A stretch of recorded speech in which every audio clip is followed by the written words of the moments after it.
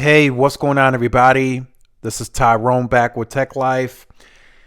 And I want to make this very clear, right? I want to make this as clear as day. This is a big deal for AT&T.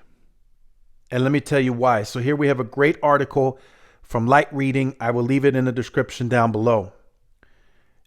NCTC strikes exclusive MVNO pact with AT&T. This should surprise no one. And why is this not surprising?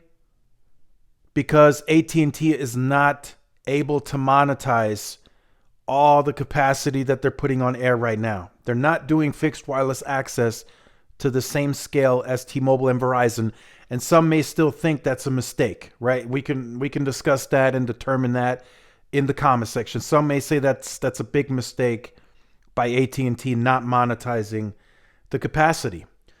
Well, in this case, it looks like they're going to do it via MVNO agreements, and it's a smart way to do it. So I would still speculate. Of course, we have to wait and see the outcome. But I'm still going to say once AT&T has all of their spectrum, mid-band spectrum assets deployed at scale, right? C-band DoD, and meaning on all sites, if they pick up their densification efforts just a little bit, I think they could have the most capacitive network in the United States just based on utilization, right? There will be a point in time where Verizon and T-Mobile will get a little bit greedy and they will oversell fixed wireless access in some areas, and it's going to bog down the network. Yes, it will cause them some churn, but they'll be okay with that, right? But they will always have much higher utilization rates during peak times because of fixed wireless access. And AT&T will not have to deal with that. They won't have to do the network monitoring and the deprioritization during certain periods. They won't have to do that because they're not going to do fixed wireless access to the same type of scale. They're just not going to do it. They talked about it several times.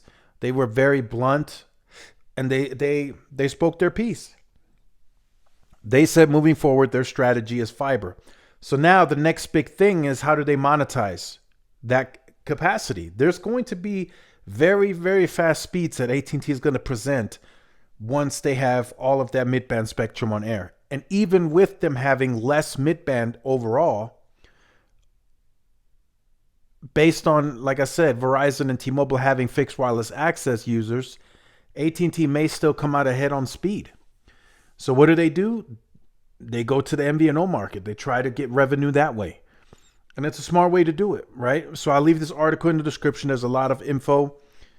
I'll just read off here this brief paragraph. So hundreds of small and mid-sized cable operators serving millions of households will soon be able to market and sell mobile services following word today that the National Content and Technology Cooperative has signed an exclusive MVNO agreement with AT&T. So these are regional cable players, and they struck a MVNO deal with AT&T, and they can now sell cellular service using AT&T's network. Main reason they chose AT&T, their analysis came back that AT&T had the largest coverage area in the United States natively. So that's what caused them to choose AT&T. And of course, AT&T is going to go about this deal very smartly, and they're going to make money. They're going to line their pockets up from this. The extra usage, AT&T is probably not even worried about it. This will probably not impact their network whatsoever. You know, once they have the C-band DoD deployed, they'll make the necessary changes to the backhaul, and they'll be just fine. They won't have any issues. If another site or two need to be added, I'm sure AT&T will do that. But for now, it's all about monetization. How do I monetize all of these fast speeds that I have on my network? That's AT&T's first thought, right? They already turned down fixed wireless access at scale, so now they have to go the MVNO route. So if I was Verizon, I would be looking at trying to renegotiate the deals that I have with the cable companies that I'm with, because if not, there is a possibility that AT&T sneaks in and takes some of, takes Charter and Comcast and maybe some others, right? Again, I'm speculating on that part, but it could be a possibility that AT&T swoops in, they come in cheaper, and they take some of those contracts because they have a lot of capacity, right? They do. They're going to have a lot of capacity. Once they have that fully deployed, once they get that rest of that C-band later this year, they're going to be pretty fast. You know, let's not kid ourselves. Let's be honest. AT&T is going to be very fast. And it's going to be good to see how they move forward with these MVNO deals. So make sure you guys stay tuned to the channel for more. Like, share, subscribe, follow my social media outlets. This is Tyrone with Tech Life. I'll see y'all in the next one. Peace.